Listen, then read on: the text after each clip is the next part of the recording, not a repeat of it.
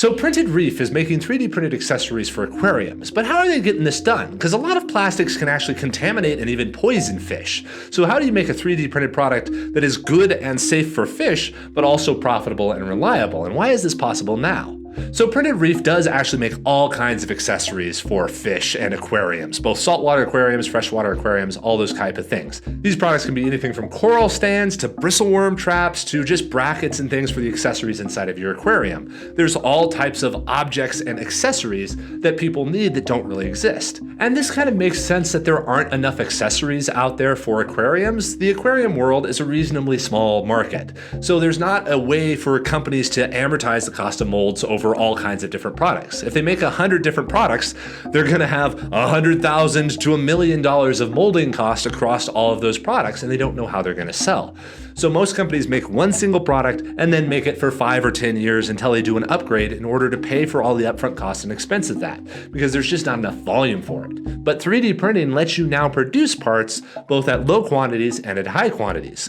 Mass production 3D printing can produce parts as affordably as molding up to 100,000 or even 250,000 parts. So it's a viable way of doing this. So now you have a process that can do really customized and focused sort of niche accessories, but then also scale up when a product really takes off. And if you're using a service like Slant 3D and that kind of thing, you don't even have to build a factory to scale up to do this. You can just upload a model, and then as orders come in, they can be shipped to your customer for you. So it makes sense that Printed Reef has been able to start appearing now and create these products because the technology has evolved to where it's now possible to pursue these niche accessories. And that's an important thing to realize. Niche accessories are a great 3D printing market if you're looking to create a product, because there's something that people really need, really want, and really understand, and that you can understand really well too, so that you can solve a problem for them that wasn't able to be solved before. But let's go ahead and talk about the problem with 3D printed plastics. A lot of people are really dubious of this because a lot of plastics are bad for aquariums.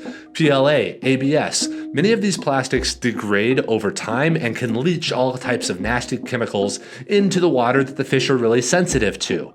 So you have to be careful when producing these types of accessories. One material that works well for these types of accessories is PETG. It's a nice inert material that's designed to be really durable over long periods of time, and then other materials that are out there that aren't really printable are like acrylic and that kind of stuff. So PETG is a perfectly reasonable material to produce these accessories with, to where you don't have to worry about contamination of the water. And that is why Printed Reef uses a lot of these. So that's something to be aware of when creating a product for a particular category. Make sure that you understand it well enough that you can actually make the subtle decisions really well. So if you were making aquarium accessories and you were plugging into the Slant 3D teleport app, where your Shopify store just sends orders to us and we print and ship them to you, you need to make sure that you're using that PETG option. But now, how could Printed Reef improve their products even more by using 3D printing? As I look at their website and look at the products that they have, many of them look like traditional injection molded type of products. They're thin-walled, they're square, they're blocky, that kind of stuff, kind of traditional sort of design. If I was them and I was looking to improve this even more, I would lean into the geometry freedom that 3D printing gives to you. Instead of having a bristleworm trap that just looks like an orange box sitting at the bottom of the aquarium, which is fine, and people are probably used to that because everything else was molded for forever, they could instead make a trap that looks like a rock. They could take a rock, subtract their existing geometry from it, and then print that. And now you have something that not only has a functional use inside of the aquarium, but also looks invisible or can be hidden, and you can put plants around it and that kind of stuff. I'm not close enough aquariums to give too many other ideas, but the aesthetics of it all, to where you can create decor and create kind of facades of these otherwise functional pieces. Instead of creating a traditional looking mushroom cage or something like that, you can create something that literally looks like an organic part of the scenery, but still has plenty of holes in it so it functions as a cage, but looks like something else. These are all things that can be done with 3D printing because you can create both really thick parts that were never moldable before and also really complex geometries that were never manufacturable before. So when using 3D printing, you always want to recognize the process that you have and don't try to design the same way everybody else has designed for like molding or machining, but instead design for 3D printing.